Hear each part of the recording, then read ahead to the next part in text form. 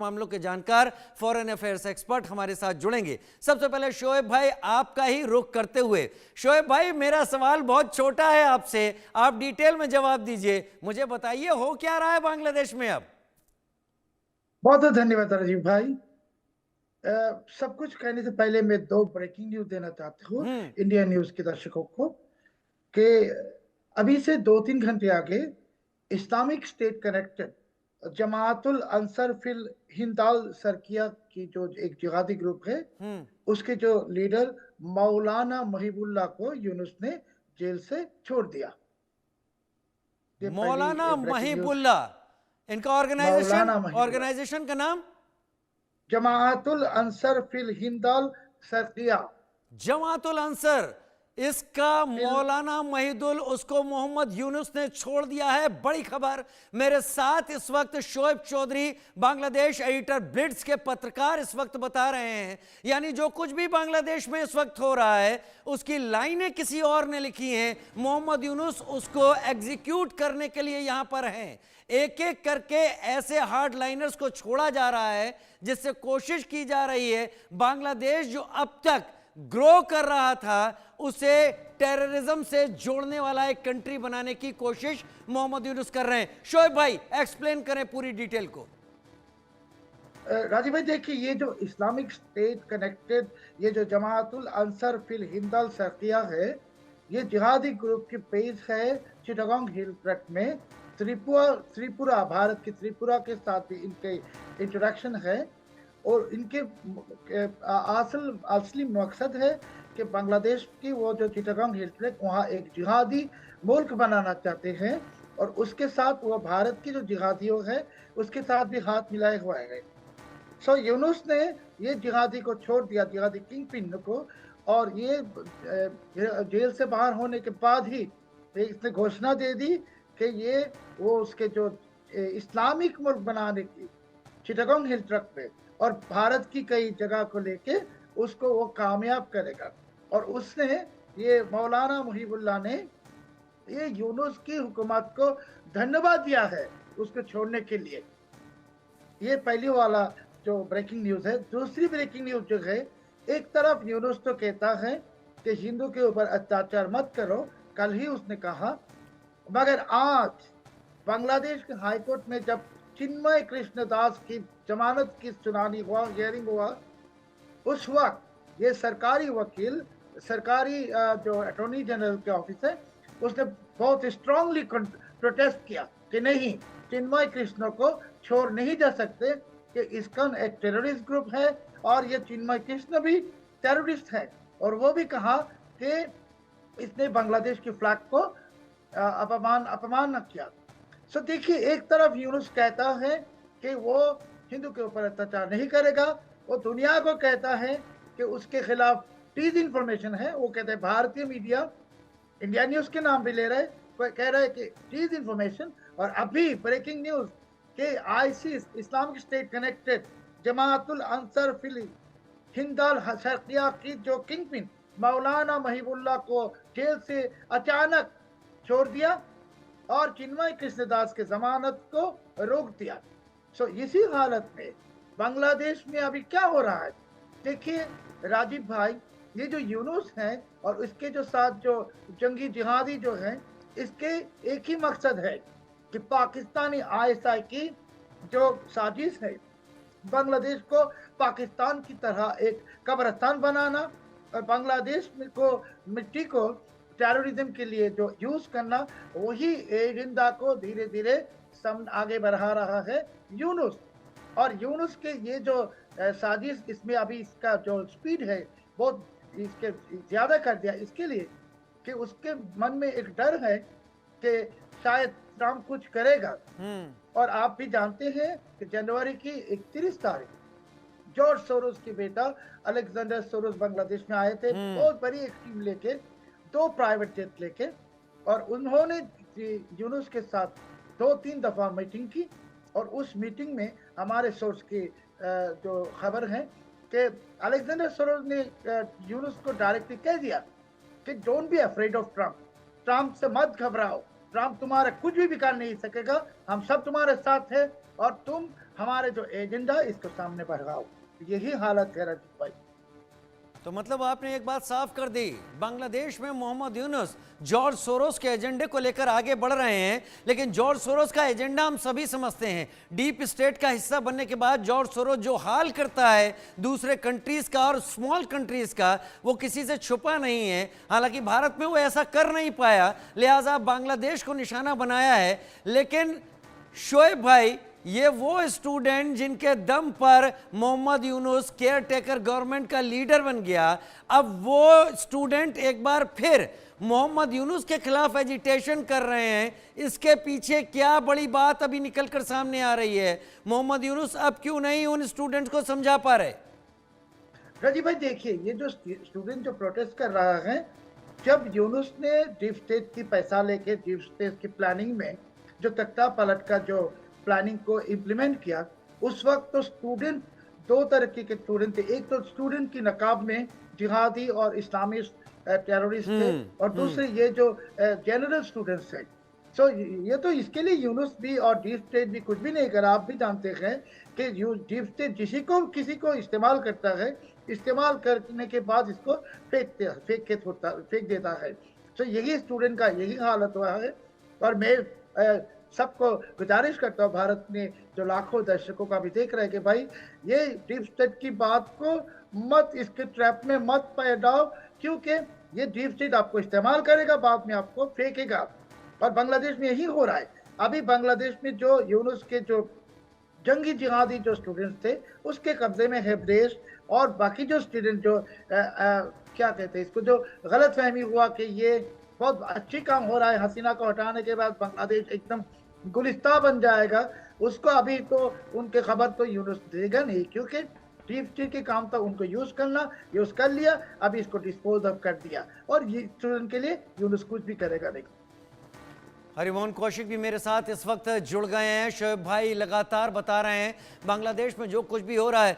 हरिमोहन जी, सवाल मेरा ये है कि बांग्लादेश में अब मोहम्मद यूनुस उन स्टूडेंट्स की भीड़ को क्यों नहीं समझा पा रहे हैं? शोएब भाई ने तो साफ कर दिया, वो दो हिस्से थे, एक जमात के लोग थे जो कि वहां पर हालात बिगाड़ना चाहते थे, और दूसरे बहकाए हुए स्टूडेंट्स थे। लेकिन इस बीच शोएब भाई इस बात पे भी जोर दे रहे हैं, जो उन्होंने अभी अभी खुलासा किया, कि एक मौलाना हबीबुल्लाह को रिहा कर दिया गया है, जो भारत में टेरर ऑपरेशन चलाने वाला एक गुट चलाता था। उसका नाम भी उन्होंने बताया सामने।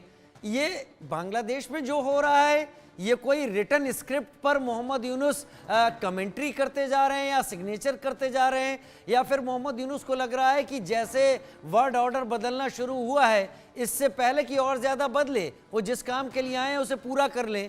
लेकिन इस मामले में अगर भारत बांग्लादेश का रिलेशन बिगड़ता है, तो क्या वो रिवर्सिबल होगा या इर्रिवर्सिबल? Sir thank you. सबसे पहले तो मैं शोएब चौधरी साहब का बहुत बहुत धन्यवाद करना चाहूँगा कि उन्होंने इतने ज़्यादा टर्मोइल वाले फेज़ में भी अपने देश का वास्तविक पक्ष रखने की पूरी कोशिश करी, वो भी तब जब वहाँ एक ऐसी गवर्नमेंट इस्टेब्लिश है या ऐसी गवर्नमेंट आ चुकी है जिसका ऑब्जेक्टिव ही इंडिया के अगेंस्ट एक नैरेटिव बंगाल में क्रिएट करने का है। हमें ये समझना होगा, ये बहुत इंपॉर्टेंट फैक्टर है सर। तो शोएब सर जिस एक्सट्रीम सिचुएशन के अंदर भी काम कर रहे हैं, उनके लिए बहुत बहुत आभार भारत की तरफ से। अब सर दूसरी तरफ जो चीज़ मैं कहना चाहता हूँ वो ये कि असलियत में जिस डीप स्टेट की हम बात कर रहे हैं, ये डीप स्टेट वास्तव में एक काम कर रहा है भारत में, तो मतलब बांग्लादेश के अंदर रेडिकल इस्लाम को जितना ज़्यादा एक्सपैंड करना चाहे वो उतना ज़्यादा एक्सपैंड कर रहा है। First thing. सेकेंड थिंग, उस रेडिकल इस्लाम को एक्सपेंड करके जितना ज्यादा एंटी इंडिया नैरेटिव एस्टेब्लिश करता रहा है वो कर रहा है।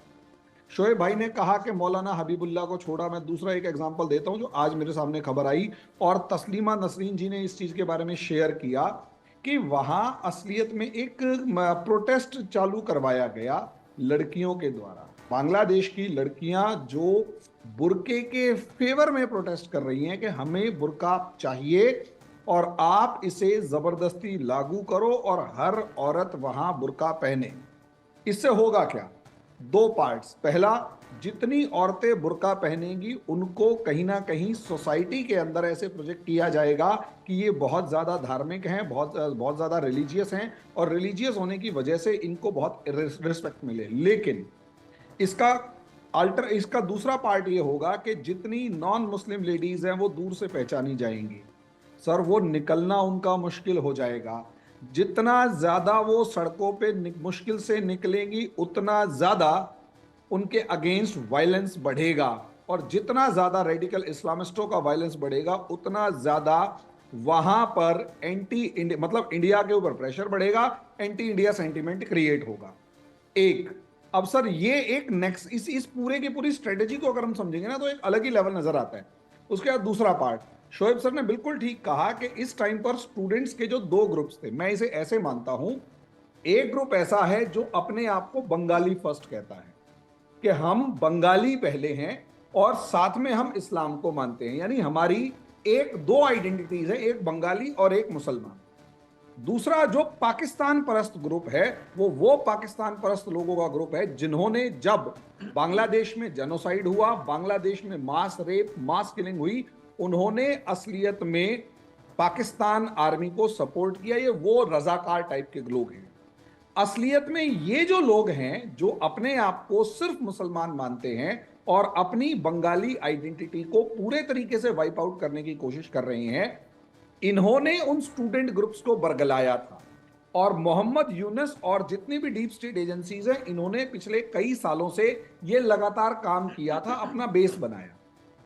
अब जो हम देख रहे हैं वो दो ग्रुप्स इसलिए डिवाइड हो गए क्योंकि एक ग्रुप जो रेडिकल इस्लामिस्टों का था, उन्होंने असलियत में इन्हीं की बहन बेटियों को सड़कों पे पीटना शुरू कर दिया। ऐसी बहुत सारी वीडियोस आई हैं जिसमें एक मुस्लिम लेडी जो कि बुर्का वगैरह नहीं पहन रही, उसको पिटाई कर दी गई है। सर, ऐसे मैसेजेस इतनी बुरी तरह सोसाइटी के अंदर फैलते हैं जो लोगों को गुस्सा दिलाते कि यार हम तो ऐसे नहीं हैं। अब वो कह रहे नहीं हम ऐसे ही हैं। तो असलियत में लड़ाई एक उस ग्रुप की जो अपने आप को पूरा बांग्लादेश को रेडिकली इस्लामाइज करना चाहता है और बंगाली आइडेंटिटी को खत्म करना चाहता है, और दूसरा वो ग्रुप है जो ये कह रहा है हमारी बंगाली आइडेंटिटी हम खत्म नहीं करेंगे। ये एक लड़ाई उन दो ग्रुप्स के बीच की है, और उसमें इंडिया जो है ऑटोमेटिकली उस ग्रुप के साथ खड़ा है जो अपने आप को कहता है कि हमारी एक आइडेंटिटी, पहली आइडेंटिटी बंगाली है। और इंडिया जो खड़ा है, और यही रीजन है कि दोनों ग्रुप्स को, और दूसरे ग्रुप के साथ पाकिस्तान खड़ा है, और जब ये दोनों आपस में भिड़ रहे हैं तो यहां पर दो अलग अलग तरीके के प्रोटेस्ट देखने को मिल रहे हैं। एक प्रोटेस्ट वो है जिसमें हमें साफ तौर पर दिखाई दे रहा है कि स्टूडेंट्स वो खड़े हो गए जो यूनुस का अपोज कर रहे हैं। दूसरा वो ग्रुप खड़ा हुआ है जो अपने आप को ज्यादा से ज्यादा रेडिकलाइज या ज्यादा से ज्यादा इस्लामाइज करने की कोशिश कर रहा है। और सर, ये मुझे बहुत खतरनाक सिचुएशन लग रही है क्योंकि आर्मी से लेकर पॉलिटिकल क्लास से लेकर सोसाइटी तक हर चीज दो पार्ट्स में डिवाइड है। सर, ये किसी भी कंट्री के लिए बहुत हार्मफुल होता है, लेकिन डीप स्टेट का यही ऑब्जेक्टिव था, यही एजेंडा था कि इस पूरे कंट्री को जला दिया जाए, ये आपस में प्रॉब्लम क्रिएट करे। उसके बाद सर इकोनॉमी के ऊपर तो डिस्कशन होना बंद हो चुका है। 40,000 जो इनके लोग थे 170 फैक्ट्रीज में काम करने वाले, वो बिल्कुल बेरोजगार हो चुके हैं, फैक्ट्री में आग लगाना शुरू कर चुके हैं ये लोग गुस्से के अंदर। तो सर अल्टीमेटली कहां जा रहा है बांग्लादेश? वो वहीं जा रहा है जहां यूनुस लेके जाना चाहता है, जलता हुआ बांग्लादेश। शोएब सर की आवाज गूंज रही है, लेकिन मतलब आवाज उठा रहे हैं, लेकिन प्रॉब्लम ये है इनकी आवाज बांग्लादेश में न कारखाने में तूती की आवाज है, समान जो है। बांग्लादेश में कोई सब सुन रहे हैं, कोई सुनना ही नहीं चाहता, हकीकत समझना नहीं चाहता। लेकिन मोहम्मद यूनुस इस एजेंडे के साथ आगे हैं और उस एजेंडे को मोहम्मद यूनुस अमली जामा पहनाने के लिए हर मुमकिन कोशिश कर रहे हैं। क्या उनको इस बात का पता नहीं कि अब इक्वेशंस बदल चुकी हैं? खैर, शोएब जी मेरे साथ इस वक्त मौजूद हैं। शोएब जी, हरिमोहन जी ने जो सारी बातें कही हैं और आपने जो सारी बातें कही हैं, इन दोनों को जोड़ते हुए मुझे ये बताइए, आगे फ्यूचर में अवामी लीग या शेख हसीना की वापसी का कोई रास्ता आपको दिखाई पड़ता है? राजीव भाई, सबसे पहले फिर से मैं वो इंफॉर्मेशन रिपीट करना चाहता हूँ कि Islamic State connected Jamatul Ansar Fil Hindal Sharqiya जिहादी ग्रुप, इसके जो चीफ है मौलाना मुहिबुल्लाह, इसको जेल से छोड़ दिया। अभी देखिए, ये जो बांग्लादेश में जो अभी हालत हो गया, ये स्टूडेंट्स आप देख रहे हैं, स्टूडेंट्स के दो ग्रुप है। एक स्टूडेंट्स जो रो रहा है यूनुस के दफ्तर के सामने जाके उसके इलाज के लिए, और दूसरी स्टूडेंट जो है रेंज रोवर जीप चल रहा है, करोड़ का टाका की गाड़ी चल रहा है, और उसके पास मिलियंस ऑफ टाकास भी है। और जब यूनुस ने वो जो डीप स्टेट का जब तख्ता पलटी गेम चल रहा था, उसी सौ स्टूडेंट की अकाउंट में मिलियंस ऑफ डॉलर्स की क्रिप्टो करेंसी आ गया। सो ये एक खेल था। और जो हरिमोहन भाई ने कहा कि बांग्लादेश को बर्बाद करना, ये तो हर डीप स्टेट की पॉलिसी है। बाद में इस देश को बर्बाद करके पाकिस्तान की तरह ये देश को लूटेगा। कि बांग्लादेश में अभी बहुत नेचुरल रिसोर्स है, हमारे बे ऑफ बंगाल में 24 ऑयल ब्लॉक्स है, इस सबको लूटेगा। और आपने जो पूछा कि शेख हसीना का या अवामी लीग का वापस आने की कोई रास्ता है कि नहीं, मैं इतना कहूंगा कि अभी जो मैस पीपल है, mass people 89% of the total population, उनमें ये जो छात्र अभी रो रहा है वो भी ये 89% में है। उनको गलतफहमी हुआ, भड़का के ले गए आंदोलन में, और उसने सोचा कि ये आंदोलन बहुत ही पवित्र काम है। अब ये भी समझ रहा है कि जिस ओरिजिनल छात्र जिहादियों ने उनको भड़काया, वो तो करोड़ टका की गाड़ी चल रहा है, उसके अकाउंट में बहुत सारे पैसे हैं, वो दुबई जाता है, सिंगापुर जा रहे। सो यूनुस ये जो रोता हुआ जो स्टूडेंट्स है, इसके लिए कुछ करेगा नहीं, क्योंकि यूनुस के जो गुरु है देवतेक, उसका तो काम खत्म, कंप्लीट हो गया। अभी इसको डिस्पोज करेगा। बांग्लादेश के आर्मी के अंदर भी जो अभी ISI से हाथ मिला रहा है या ISI को ले आके ये वो कम करा रहा है, इसके भी दिन खत्म होने वाला है। इसको भी डिस्पोज अप करेगा जब भी ISI पूरे के पूरे क्या कहते हैं कंट्रोल ले लेगा सब चीज के। अभी इस हालत में शेख हसीना के वापस आने की कोई चांस है कि नहीं, मैं ऐसा कहूँगा, because I am very neutral person, कि शेख हसीना की पार्टी को, हमारे को लगता नहीं है कि अवामी लीग का अभी ये मॉरल करेज है कि मैं जैसे ढाका में बैठ के आवाज उठा रहा हूँ, मेरे दफ्तर में every other day they are sending ऐसा सीट्स भेज रहा है, मेरे पास वीडियो फुटेज भी है ऐसा कमालने के लिए, धमकी भी दे रहा है, but I don't care, Dhaka में बैठ के बात कर रहा हूँ। अभी शेख हसीना का कौन सा लोग है बात कर रहा है, कोई भी बात नहीं कर रहा है। आप यूके में देखिए, ब्रिटेन में देखिए, बहुत सारे वेस्टर्न कंट्री में शेख हसीना के खिलाफ प्रोपेगेंडा चल रहा है। ये हरिमोहन भाई, आप राजीव भाई, हम सब समझते हैं पैसा दे के ये सब करवा रहा है, तो इसको काउंटर करवाने की कोई कोशिश तो शेख हसीना की तरफ से है नहीं। हमारे को ये हमारे जो राय है कि Sheikh Hasina is not willing to return to Bangladesh and her party does not have the moral courage of returning. So अभी जो सिचुएशन आगे सामने आने वाला है राजीव भाई, and I can guarantee you, Yunus के दिन तो खत्म। मैंने बहुत दफा कह दी इंडिया न्यूज में कि Yunus is clinically dead. I think now the army of Bangladesh ultimately they have to intervene to save this country and save themselves also. Because Pakistani ISI थोड़ा ही बांग्लादेश को बर्बाद करने के लिए आ रहा है। No, they are coming also to destroy Bangladesh army and take full control of the country and take revenge of 1971. So इसको अगर कोई रेजिस्ट करना है, ये जो हालत होने वाला है, इसको जरा रेजिस्ट करने के लिए बांग्लादेश के पेट्रियोटिक, आपने जो कहा बंगाली, 1971 का वार ही हुआ बिटवीन बांग्लादेश, बंगाली एंड पाकिस्तान। सो अभी बंगाली को, बांग्लादेश आर्म फोर्सेस को, सबको सामने आना है। और ये जो बगीचा में जो उल्लू यूनुस जो शैतान आ गया, इसको दूर करने के लिए जो कुछ करना है। नहीं तो हम तो सिविलियन है भाई, हम पत्रकार हैं, हम सब पत्रकार हैं, सिविलियन है, मगर जो आर्मी है इनके लिए हमारे से भी बुरी हालत आने वाला है। ये सब के सबको कोर्ट मार्शल करेगा पाकिस्तानी आर्मी, कोर्ट मार्शल करेगा, इनको मार देगा उनके जान बचाने के लिए, उनकी जिंदगी के लिए, उनके फैमिली की, for the sake of their own family. बड़ी खबर, बहुत बड़ी खबर, 2-3 आपने बहुत बड़ी खबर दी है इस प्रोग्राम के लिहाज से। पहला ये कि एक ऐसे टेरर के मौलाना हबीबुल्लाह को छोड़ा गया है जो भारत में भी टेरर फैला सकता है। मौलाना जी मुहिबुल्लाह मौलाना महिबुल्लाह को छोड़ा गया है, जो भारत में भी टेरर फैला सकता है। ये बड़ी खबर। दूसरी बड़ी खबर जो लगातार दे रहे हैं कि अब सबसे बड़ी दिक्कत ये नहीं कि मोहम्मद यूनुस बांग्लादेश में कब तक है, बांग्लादेश की आर्मी उसको खत्म करने की तैयारी पाकिस्तान की तरफ से है और बांग्लादेश की आर्मी अब खड़ी होगी अपने वजूद को बचाए रखने के लिए। लेकिन इस बीच टाइम बाय कर लिया है मोहम्मद यूनुस ने, क्योंकि इस साल मोहम्मद यूनुस इलेक्शन के लिए हाँ भर देगा या भरने जा रहे हैं, इसके अभी कोई आसार नजर नहीं आ रहे। 2026 का भी सिग्नल दिया है, तब तक कितनी चीजें बदल जाती हैं ये पता नहीं। शोएब भाई बहुत शुक्रिया।